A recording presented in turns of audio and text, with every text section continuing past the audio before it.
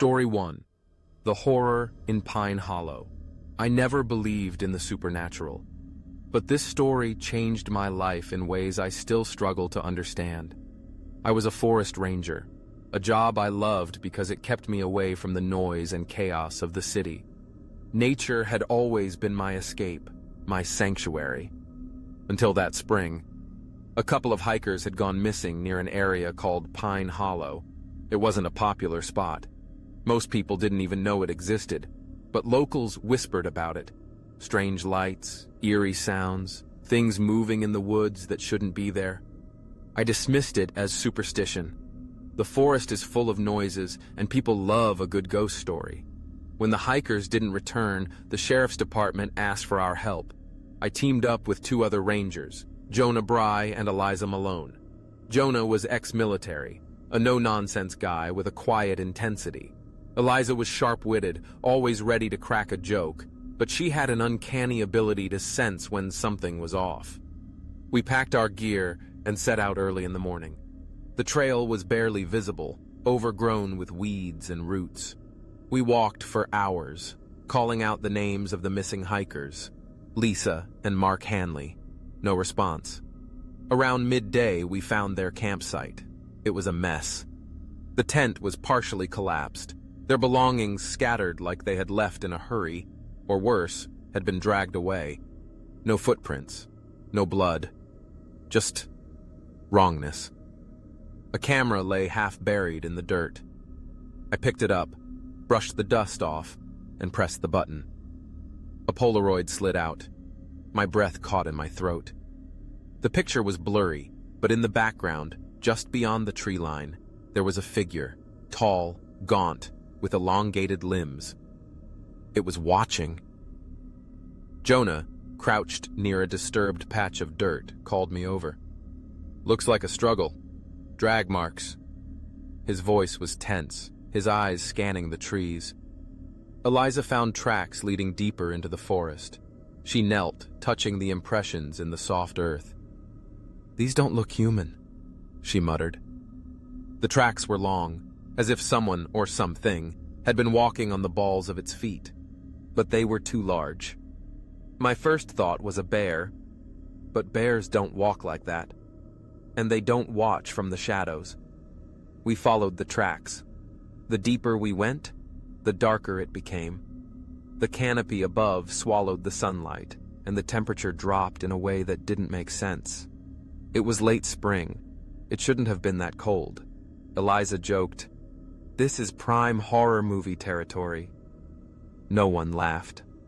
Then we found Lisa, or what was left of her. She lay in a small clearing, her body twisted unnaturally. No signs of struggle, no blood. Her wide, vacant eyes stared up at nothing. Jonah checked for a pulse, more out of protocol than hope. "She's gone," he said, voice flat. We tried radioing for help. Nothing.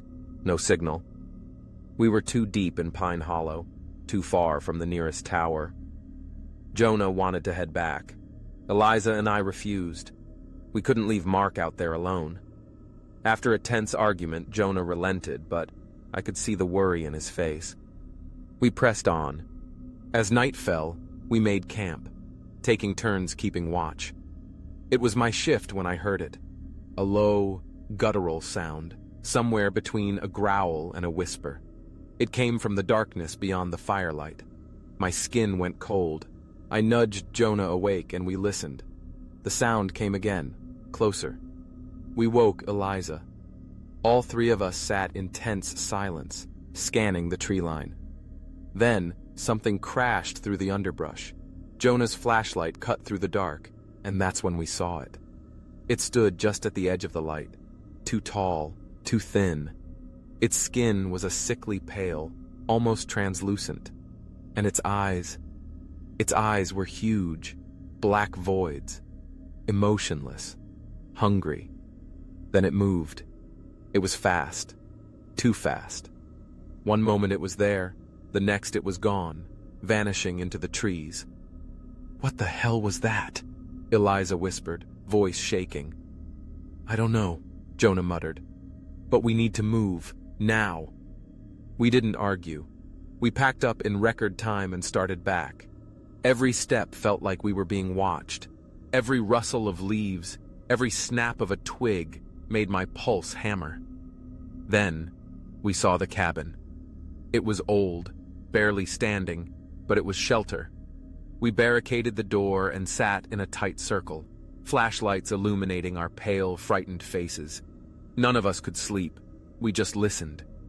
Then the noises started again. Scratching. Low, moaning sounds. Something whispered, but the words were just out of reach, like they weren't meant for human ears. Jonah gripped his gun. Even he looked terrified. Then the door burst open. The thing lunged at us. Jonah fired, hitting it in the shoulder. It barely flinched. It grabbed Eliza, dragging her toward the door. I lunged, knife in hand, slashing wildly. The blade cut deep into its arm. It let out a sound I will never forget, a shriek that didn't belong to this world. It dropped Eliza and staggered back. Jonah fired again, this time hitting it in the chest. The thing stumbled, then disappeared into the night. Eliza was bleeding, her leg torn where it had grabbed her. We patched her up as best we could and waited for dawn, every second stretching into eternity. When the sun finally rose, we didn't waste time. Supporting Eliza between us, we hiked back. We didn't speak. What was there to say? When we reached civilization, we reported everything. The sheriff organized a search party. They found Lisa's body, but no sign of Mark. No sign of the creature. Eliza left the ranger service soon after, moving to another state. Jonah stayed, but he was never the same. He spoke less. He always looked over his shoulder. As for me, I couldn't shake the feeling that we had disturbed something we were never meant to find. I started researching, asking questions. The locals spoke in hushed voices about ancient spirits. Not good, not evil, just dangerous. Some things aren't meant to be understood, and some places are better left alone. Story 2. The Nightmare in Sacramento Mountains. I hadn't seen Elias Whiteclay in years when he called me that summer. His voice over the phone was tense, strained in a way that set me on edge before he even told me what was wrong. "I need your help, Oren," he said. "Something's out here with us." Elias and I had grown up together on the Mescalero Apache Reservation in New Mexico. Life was simple back then, full of stories, some real, some warnings disguised as myth. But this wasn't a story. He was up in the Sacramento Mountains with a couple of friends, Alex and John, on a hunting trip, a routine getaway. Until they found the body. A man, what was left of him, torn apart like an animal had gotten to him, except it didn't look like the work of any predator Elias had ever seen. There was something wrong about the scene. Wrong in a way that made the hairs on his arms stand on end. The wounds were too clean, too deliberate, as if whatever did this wasn't just hunting. It was playing. I wasn't sure why he called me. Maybe because I'd spent more time tracking than most. Maybe because we used to talk about the old stories, the ones about things in the woods that weren't animals, weren't people, things that didn't belong. Either way, I agreed. The drive up was long, winding through stretches of forest that seemed darker than I remembered. When I arrived, Elias was waiting for me, his usual easygoing demeanor replaced with something grim. "We shouldn't be here," he muttered, leading me to their camp. John and Alex were quiet, both of them staring into the fire like it held some kind of answer. No one spoke much. We all felt it. The weight in the air, pressing against our skin, like the whole forest was holding its breath. That night, I understood why. It started with the scream. Not an animal, not human either. Something between the two, distorted, unnatural, like a voice pulled through broken glass. We grabbed our rifles and flashlights, moving through the trees in tight formation. The air was thick, damp, carrying the scent of decay. Then, we saw the tracks. They were massive, Bipedal, but wrong. The heel was too narrow, the toes elongated into something claw-like. I swallowed hard, looking at Elias. He wouldn't meet my eyes. Something was watching us. I could feel it. Then the smell hit us. Coppery, thick, blood. We found the second body. It was fresher than the first, still warm. The rib cage had been torn open, but the kill wasn't messy. It was precise. Surgical. A branch snapped behind us. John spun, raising his rifle. The beam of his flashlight swept across the trees, catching something just at the edge of the light. A face. Hollowed out, skin stretched too tight over an elongated skull. Eyes black as pits, reflecting the light like an animal's. But it wasn't an animal. It moved. John fired, the gunshot shattering the silence. The thing didn't flinch. It darted between the trees, too fast, too smooth, like it wasn't bound by the same laws as everything else in this world. "Run!" Elias yelled. We didn't need to be told twice. Branches whipped against my face as we tore through the forest. I could hear it behind us, keeping pace. The sound of its breathing, raspy, wet, sent ice through my veins. We broke through the tree line into a clearing. My truck was just ahead. Alex screamed. I turned, saw him hit the ground hard. The thing had him. Clawed hands locked around his ankle, dragging him back into the trees. I fired. The bullet tore into its shoulder and it shrieked, a sound so shrill I thought my skull would split. It let go of Alex, vanishing into the undergrowth. We didn't stop. We pulled Alex to his feet, half dragging him to the truck, throwing ourselves inside. The engine roared to life, and I floored it. No one spoke. We just listened, waiting for it to follow. But it didn't. The forest swallowed the road behind us, and the further we got, the more I felt like I could breathe again. Back in town, we went straight to the sheriff, reported the bodies, left out the parts no one would believe. A search party went out the next day. They found the bodies, but not the tracks, not the thing. Elias moved away soon after. He won't talk about what happened.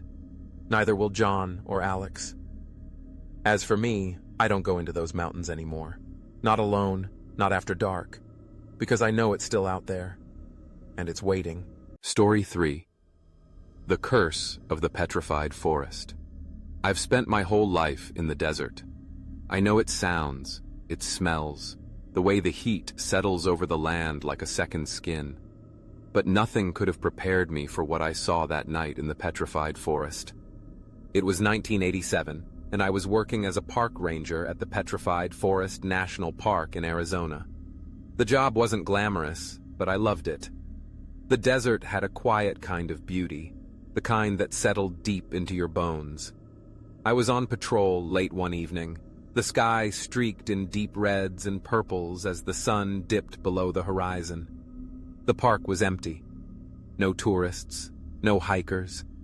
Just me, my Jeep, and miles of open land. That's when I saw the glint of metal in the distance. I pulled up to find an old abandoned camper, half buried in the shifting sands. It had been there a long time, rusted, weather-worn, like it had been forgotten by time itself. The door hung open, creaking softly in the wind. I stepped inside. The stench of decay hit me instantly. The interior was trashed, furniture overturned, empty cans and broken glass littering the floor. But what caught my attention was the notebook lying open on the counter. The pages were filled with frantic scrawled handwriting, dates from the early 70s. A man's descent into madness, chronicled in ink. He wrote about the noises at night, the figures watching from the hills, the whispers just beyond his understanding. I was still reading when I heard it. Footsteps, heavy, deliberate, circling the camper. I held my breath, listened. The desert was supposed to be silent, but this wasn't silence. This was something holding its breath with me. I stepped outside, flashlight scanning the darkness. Nothing. just the wind whispering through the stone trees. I told myself it was just the wind, that I was tired. But that night, I dreamt of glowing eyes, watching me from the hills. The next morning, I told my friend and fellow ranger Eleazar about the camper. He laughed it off until I showed him the notebook. His expression shifted. Let's check it out.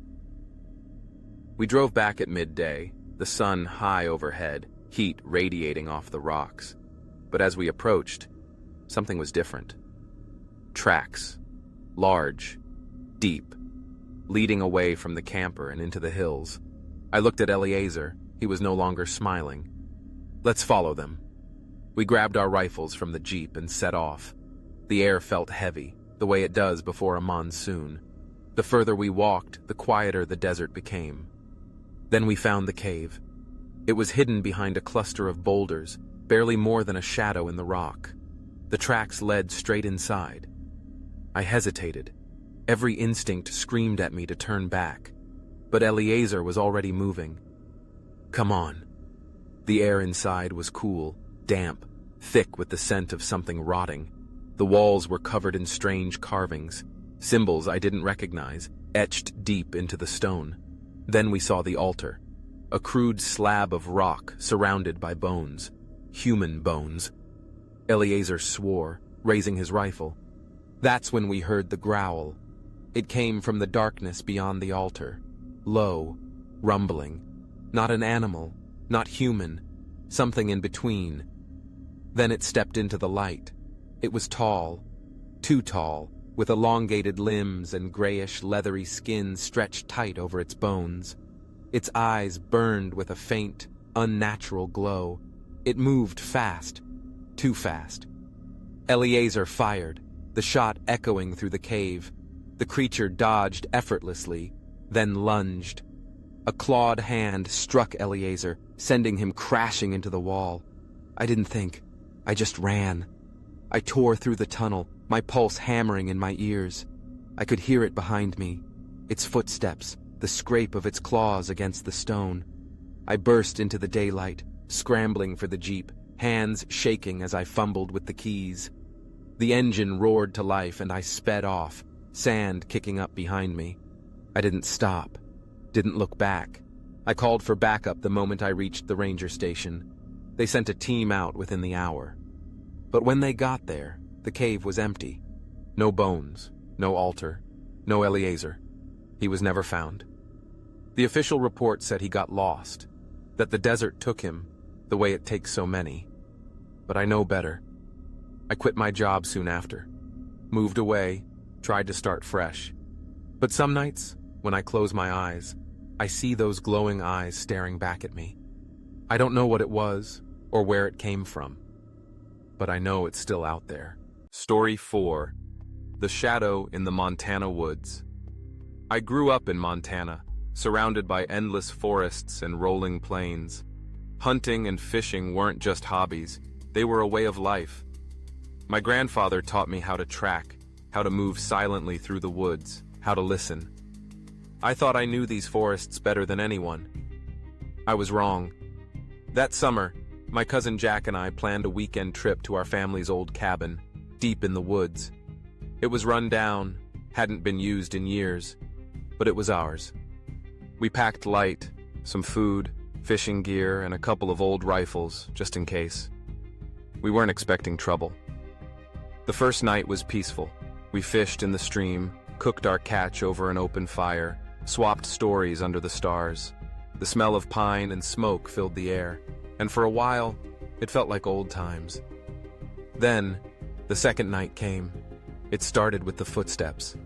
At first, we thought it was an animal, maybe a deer moving through the underbrush, but the steps were deliberate, slow, heavy. Jack sat up, gripping his rifle. "You hear that?" I nodded, scanning the darkness. The footsteps stopped. Silence. Then, something moved just beyond the firelight. A shadow, tall, too tall. It lingered for a moment, then disappeared into the trees. "We're not alone," Jack muttered. Neither of us slept that night. The next morning, we decided to leave the cabin and hike deeper into the woods. Jack had heard rumors about an abandoned mine a few miles out, and he was eager to check it out. I wasn't thrilled about the idea, but I wasn't about to let him go alone. The forest felt different that day. The usual sounds, birds, insects, the rustling of leaves, were gone. It was like the woods were holding their breath. We found the mine just before noon. It was nothing more than a dark hole in the hillside, framed by rotting timbers. Jack grinned, stepping closer. "Think there's still gold in there?" I wasn't laughing. Something felt wrong. The air near the entrance was cold, too cold for a summer afternoon. And the smell, earthy, but laced with something else, something rotten. Jack took a step inside. "Come on, let's..." Then we heard it. A whisper. Not words. Just a sound, low and guttural, curling through the air like smoke. Jack froze. "Did you..." The whisper turned into a growl. Then it came at us. I didn't see it clearly, just glimpses. Pale skin stretched over two long limbs, eyes reflecting the dim light like an animal's, a mouth full of teeth, too many teeth. Jack fired his rifle. The shot echoed through the mine, but the thing didn't stop. "Run!" I grabbed Jack, yanking him back as it lunged. We tore through the trees, branches whipping at our faces. I could hear it behind us, breathing, snarling, closer, too close. The cabin came into view. We slammed the door behind us, bolting it shut. Silence. For hours, we waited, rifles ready. Every creak of the old wood made my skin crawl. But nothing came. At dawn, we left. We didn't talk. We didn't look back. Jack never spoke about that night again. A few years later, he moved to Seattle, started over. Then, he vanished.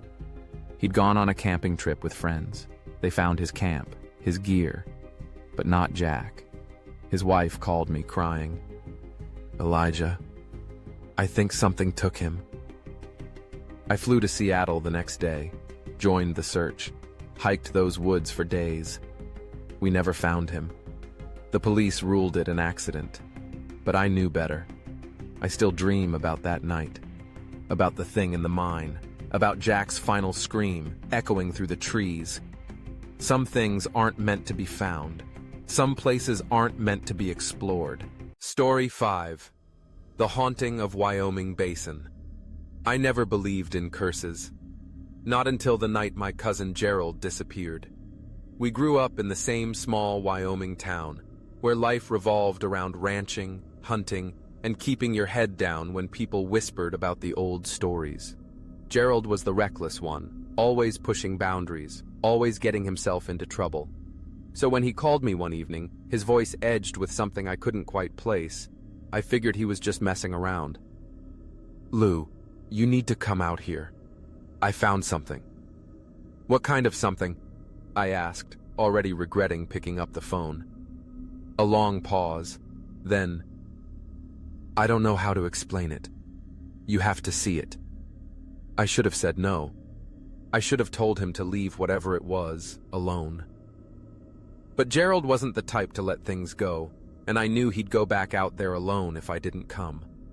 So I drove out to his cabin the next morning, taking the gravel road that wound through thick pine forests and past stretches of land so empty it made you feel small. His place was tucked deep in the woods, a run-down old thing barely standing, but he loved it. He was waiting outside when I pulled up, cigarette hanging from his lips, looking more serious than I'd ever seen him. "You're gonna think I'm crazy," he muttered. "Wouldn't be the first time." He didn't laugh, just nodded toward the trees. "Follow me." We hiked for about 10 minutes before he stopped in a small clearing. The ground was torn up, deep claw marks in the dirt, the kind that made my stomach twist. Too big for a bear, too deliberate. "What the hell did this?" I asked. Gerald ran a hand through his hair. It's been happening for a week now. Every morning, new tracks, and at night, he hesitated. Something's out here, watching. I wanted to tell him it was just an animal, that he was imagining things, but I felt it too. The weight in the air, the unnatural silence of the forest. That night, we set up cameras around the property. If something was really out there, we were going to catch it. We sat on his porch, drinking beer, keeping watch. The wind whispered through the trees, and for a while, it felt like any other night. Then, around midnight, the noises started. Low, guttural sounds, like something breathing just beyond the tree line. Slow, deep. I grabbed my rifle. "You hear that?" Gerald nodded, his face pale. "Yeah." We stepped off the porch, flashlights cutting through the dark. The sound was closer now, circling us. The hairs on the back of my neck stood up. Then, the trees shifted. Not the wind, not an animal. Something big was moving in the darkness. I swung my light toward it and saw the eyes. They glowed, faintly yellow, just above the undergrowth. Too high off the ground to belong to any normal creature. They didn't blink, didn't move. They just watched. Then, in a blink, they were gone. The sounds stopped. The forest was silent again. Inside. Now. I didn't wait for Gerald to argue. We bolted the door, checked the cameras. The footage showed movement in the trees, tall, shifting shadows that didn't belong to any animal I knew. Gerald stayed up that night, rifle in hand. When the sun finally rose, we went back out to the clearing. The tracks were there again, and this time they led right up to the edge of the porch. I should have made him leave, should have packed him up and taken him back to town, but he wouldn't have listened. And that night, he was gone. I woke to the sound of the door creaking open. I reached for my rifle, heart pounding. "Gerald?" Silence. I ran outside. The porch was empty. His truck was still there. But the door was wide open, and the woods beyond the cabin were darker than they should have been. I called his name. Nothing. Then, deep in the trees, I heard it. That same low, rumbling breath. And I knew he wasn't coming back. The search lasted weeks. They found no trace of him, no tracks leading away from the cabin. Just nothing. The sheriff chalked it up to an animal attack, but there was no blood, no struggle, just gone. A few days later, I went back to the clearing one last time, stood there, listening, and then, I swear to God, I heard his voice. "Lou!" Barely a whisper. Twisting through the trees, I ran. I don't go into those woods anymore. And if you ever find yourself out there, deep in the Wyoming basin, remember this. Some things don't leave tracks, and some things don't let go. Story 6. The Cult at Blackwater Lake. Blackwater Lake was supposed to be a peaceful getaway, a secluded spot deep in the Adirondacks, where the water was still and the only sounds were the wind in the trees and the occasional call of a loon. That's what we thought. Sam, Murdoch, and I had been planning this trip for weeks. Just a weekend of fishing, drinking, and forgetting about work for a while. We packed up Sam's old pickup early Saturday morning and made the drive out, the dirt roads winding through endless stretches of untouched forest. By noon, we had our tent set up and our lines in the water. It was supposed to be just another fishing trip. Then we heard the chanting. It was faint at first, just a murmur carried by the wind, barely noticeable over the sound of the water lapping at the shore.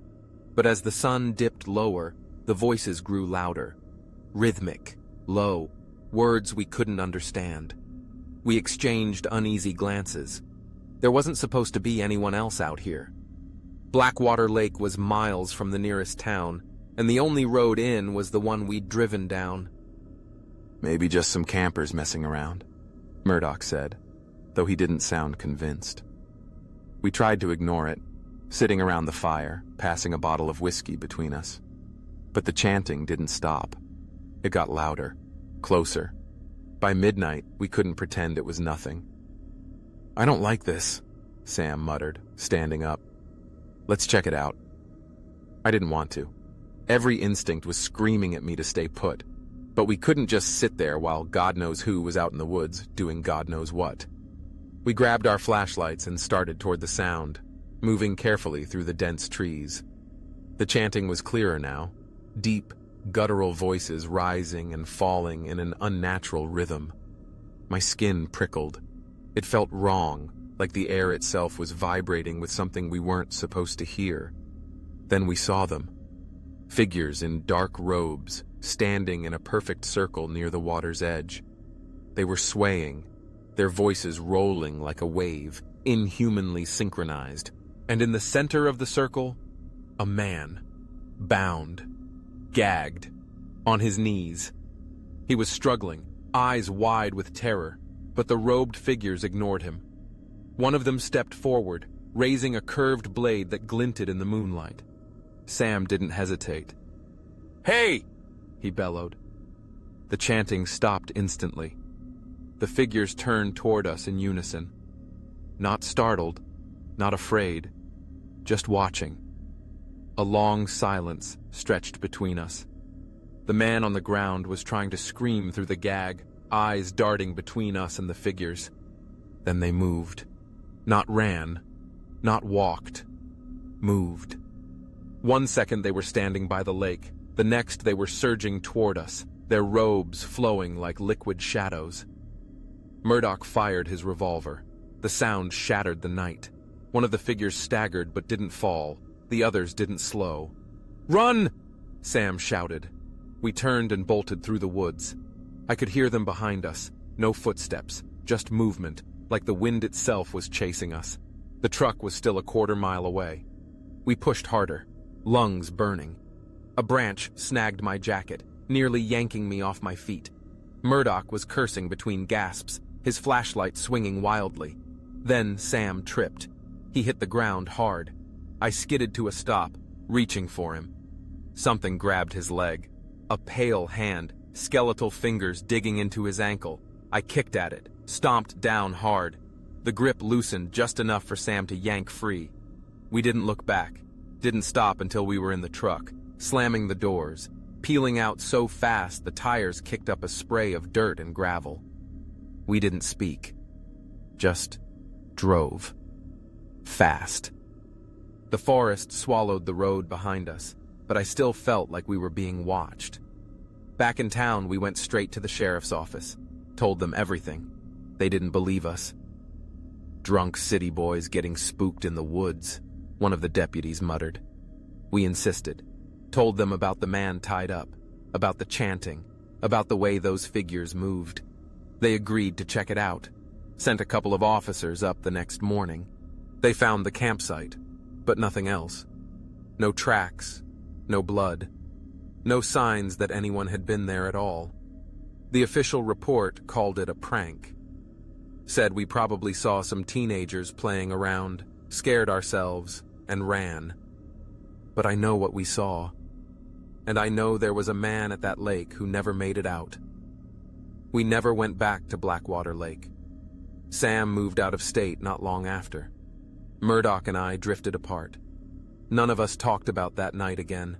But sometimes, late at night, when I close my eyes, I still hear the chanting, and I wonder if they ever stopped. Story 7. The Thing in the Wisconsin Woods. I've been a guide in northern Wisconsin for most of my life. I've led hunters, campers, and tourists through the dense forests and clear lakes, teaching them how to navigate the land, respect the wilderness, and listen to the signs nature gives us. But there are things out here that don't follow the rules of nature. Things that watch, things that wait, and some things that hunt. It was late fall, the kind of cold that seeps into your bones. The leaves had already turned, and the air smelled like damp earth and distant frost. I had a group of 4 tourists, 2 couples from Chicago, who wanted the full wilderness experience. They weren't experienced hikers, but they were eager, laughing as they struggled with their oversized packs. We were headed to a remote cabin, deep in the woods. It was old, built by settlers over a century ago, abandoned for years before the Park Service restored it for overnight trips. No electricity, no running water, just walls, a roof, and a fireplace to keep the cold at bay. The hike started off easy. The group was in good spirits, snapping pictures, joking about how they were real survivalists now. But a few hours in, something changed. The forest went silent. No birds, no rustling leaves, just the crunch of our boots against the dirt path. I've spent enough time in the wild to know that when the forest goes quiet, something isn't right. One of the tourists, Tom, noticed it too. "Kinda eerie, huh?" he said with a nervous chuckle. I forced a smile. Just means a predator's nearby. Probably a wolf or a bear. That was a lie. Wolves and bears don't make the whole forest go quiet. We reached the cabin just before sunset. It stood in a small clearing, its weathered wood dark against the golden light. The group seemed relieved, shaking off their unease as they unpacked. I got a fire going while they settled in, cooking up some canned food and passing around a bottle of whiskey. By the time the stars came out, we were laughing again. The fear from earlier felt distant, almost silly. Then, something knocked on the window. The laughter died instantly. We all froze, staring at the dark glass. The knock came again, slow, deliberate, like someone was testing the wood. "Who the hell?" Tom started, but I held up a hand, silencing him. I grabbed my flashlight and stepped outside. The cold bit into my skin as I swept the beam across the clearing. Nothing. I circled the cabin, my boots crunching in the frost-covered grass. The night was still, the fire inside casting flickering shadows against the trees. Then, I saw them. Footprints. But they weren't human. They were long, narrow, almost like a person walking on the balls of their feet, but too elongated, the toes too sharp. And they circled the cabin. I backed away slowly, my heart hammering. I had no idea what made those tracks, but I knew one thing. It was still out there, watching. I went back inside, locking the door behind me. "Nobody goes outside," I said, my voice lower than I intended. Not until morning. The group didn't argue. The hours dragged by. Every gust of wind made the cabin creak. Every shifting shadow made my pulse spike. Then, just past midnight, we heard it. Scratching. Low. Deliberate. Right outside the door. One of the women, Lisa, let out a quiet sob. Her boyfriend, Mike, wrapped an arm around her, his face pale. The scratching stopped. Then, a voice. "Let me in." It was a whisper, barely audible over the crackling fire. Lisa gasped. Who is that?" I didn't answer. I just shook my head, pressing a finger to my lips. "Let me in." The same voice, but wrong. Too flat. Too hollow. Tom grabbed the poker from the fireplace, his knuckles white. "Is this a joke?" he hissed. I didn't answer, because I knew that whatever was outside wasn't human. Then, the door handle turned. Slowly, deliberately. Mike bolted up, grabbing a knife from his pack. "Whoever you are, you'd better—" Bang! Something slammed against the door so hard the wood shuddered. Lisa screamed. Tom cursed, gripping the poker like it was the only thing keeping him alive. I raised my rifle. Not that I thought it would help. Then, just as suddenly as it started, it stopped. Silence. The rest of the night was a blur of fear and whispered prayers. We didn't sleep. We didn't move. We just waited. When dawn finally broke, I forced myself to open the door. The clearing was empty. No footprints. No signs that anything had been there at all. We packed up in record time, hiking back to civilization without a word. No one dared speak about what had happened. Not until we reached town, where the noise of cars and people felt safe again. The tourists left that afternoon. They never contacted me again. I still take people out into the woods, still guide them through the beauty of the untouched wilderness. But I never take them back to that cabin. And I never, ever stay in the woods after dark. Story 8. The thing in the abandoned fire tower. Some places aren't meant to be found. Some doors aren't meant to be opened. I learned that lesson the hard way. It was late October when I got assigned to a fire watch tower deep in the Oregon wilderness. I had done this before, weeks alone in a tower, watching for smoke, checking radio updates, keeping logs. It was peaceful work, a break from the noise of the world. But this time felt different. The tower had been abandoned for years. Another ranger had stayed here before me, but he left abruptly. No explanation. Just packed up and disappeared. The department never said why, and I didn't ask. I should have. The first few nights were uneventful. The wind howled through the trees, the structure creaked with every gust, and the occasional hoot of an owl was the only sound that reminded me I wasn't completely alone. Then, the knocking started. At first, I thought it was the wind rattling the tower's wooden walls, but wind doesn't knock in slow, deliberate patterns. I grabbed my flashlight and stepped onto the balcony, scanning the ground below. Nothing but endless forest, stretching into blackness. I told myself it was nothing. But the next night, it came again. A slow, rhythmic knock. Not at the door, but on the stairs leading up to the tower. 1, 2, 3. It stopped. Then, a whisper. It was so faint I thought my mind was playing tricks on me. A voice carried by the wind, curling through the night like smoke. Let me in. I slammed the door shut and locked it. I didn't sleep that night. The next morning, I radioed the station, asked if anyone had been scheduled to check on me. They said no. I almost told them what happened, but I didn't want to sound crazy. I should have told them. That evening, as the sun dipped below the mountains, I noticed something strange in my logs. I had written an entry the day before, but I didn't remember writing it. It's in the forest, watching. My stomach turned. My handwriting, but not my words. I turned on every light in the tower, locked every window, and waited for dawn. Then, just past midnight, the knocking returned. This time, it didn't stop. Knock, knock, knock. It echoed up the wooden steps, steady, unrelenting. I held my breath, rifle in hand, heart pounding so hard I could hear it in my ears. Then, the handle twisted. The door was locked. It shouldn't have moved, but it did. I raised my rifle, finger hovering over the trigger, but I couldn't move. My body was frozen, my mind screaming at me to do something. Then, the whisper came again, right outside the door. Let me in. My vision blurred. The air felt thick, like the whole tower was suffocating me. I clenched my teeth, trying to snap myself out of it. The door rattled. Then, silence. I don't know how long I stood there, shaking, staring at the door like it might burst open any second. But it never did. The next morning I packed my bags. I didn't care about the assignment, didn't care about the job.